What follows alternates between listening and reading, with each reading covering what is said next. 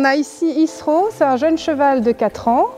C'est un cheval avec qui j'ai commencé le débourrage il y a quelques semaines. Aujourd'hui, on va voir pour la première fois les longues graines.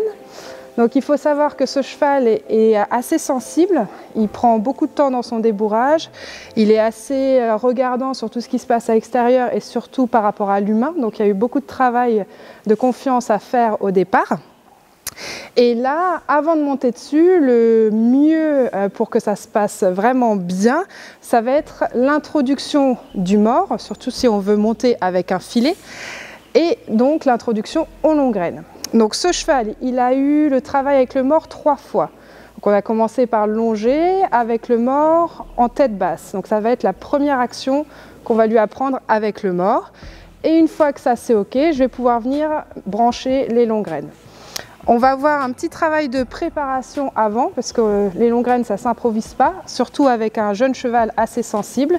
Donc il y a plusieurs choses à voir avec ce jeune cheval pour être sûr de valider la mise des longues graines. Alors le premier exercice de préparation longues graines, ça va être l'exercice qu'on appelle le changement d'œil. Donc ça va permettre de désensibiliser un peu l'arrière-main et surtout de regarder si on peut passer de gauche à droite avec un angle mort entre les deux qui va être la zone arrière du cheval. Donc pour ça, je vais venir préparer déjà la confiance avec ma longe. Donc que je puisse bien jeter, attaque de moineau, jeter ma longe partout. Donc ça a déjà été fait. Voilà, un peu comme ça. Voilà. Donc ça va être la première préparation. Ensuite, je vérifie que j'ai bien ma flexion. Donc là, on voit qu'il est un petit peu inquiet. Ça, c'est bien, good boy. Donc ce que je lui ai appris aussi dans tout ce qui est la partie confiance à pied, ça veut dire que s'il s'inquiète, il faut qu'il réfléchisse avant de partir et qu'il trouve une attitude plus confortable. Voilà. Donc là, il a un peu envie de bouger ses pieds, donc c'est pas grave. Hop, on va bouger les pieds. On va travailler un peu de l'autre côté. Voilà.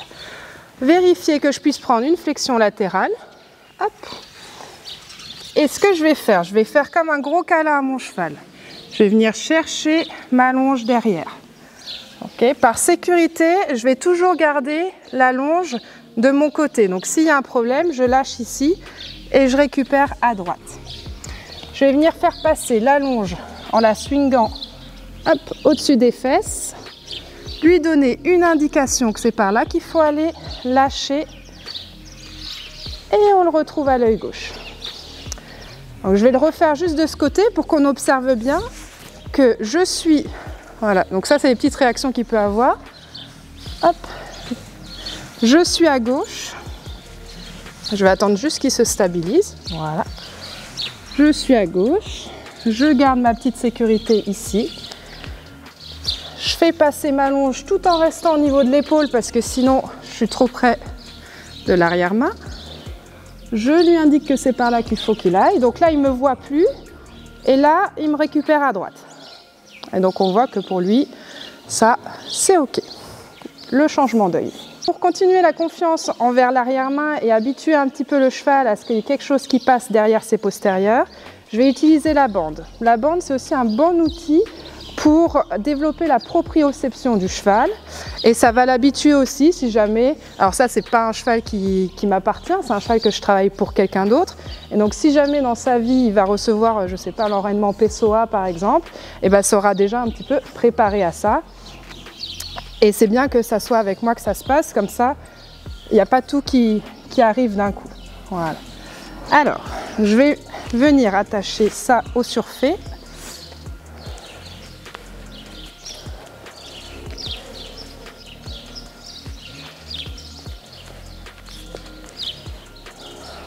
Voilà. Donc là, il a un tout petit peu de mal à me laisser passer à gauche. Pareil qu'avec la longe tout à l'heure, j'effectue le même mouvement. On va venir passer ça derrière les fesses.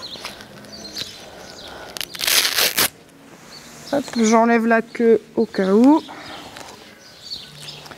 Voilà, il est bien mon bébé. Et on va venir attacher là, ici. Donc il faut quand même serrer un petit peu pour pas que ça soit lâche et que ça c'est bien. Et que si le cheval décide d'envoyer les postérieurs, ça se passe par en dessous. Voilà, donc là c'est assez bien serré.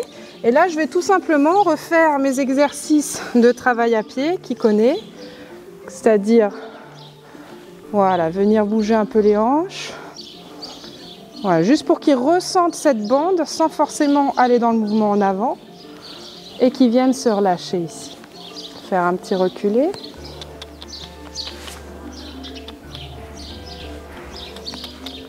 Voilà, qu'ils trouvent ce qu'ils doivent faire. Bouger un peu les épaules.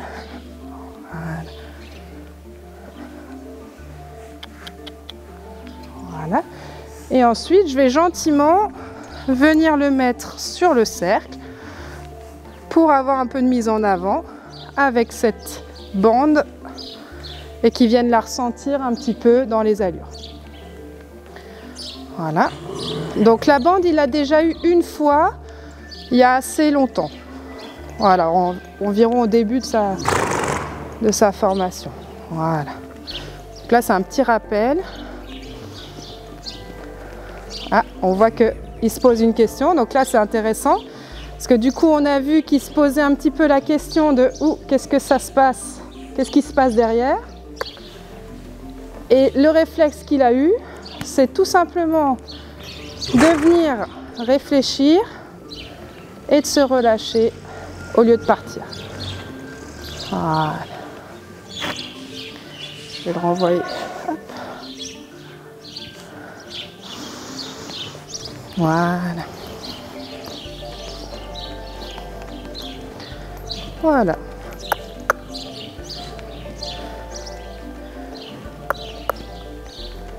Ok. Voilà. Ok. Une fois qu'on voit que la bande c'est acquis, donc on peut le faire aux 3 allures. La réaction qu'on peut avoir, c'est souvent au galop. Ça va venir les gêner un peu. Une fois qu'on sait que c'est ok, on n'a plus besoin de la remettre. C'est juste histoire de pouvoir valider toutes les étapes.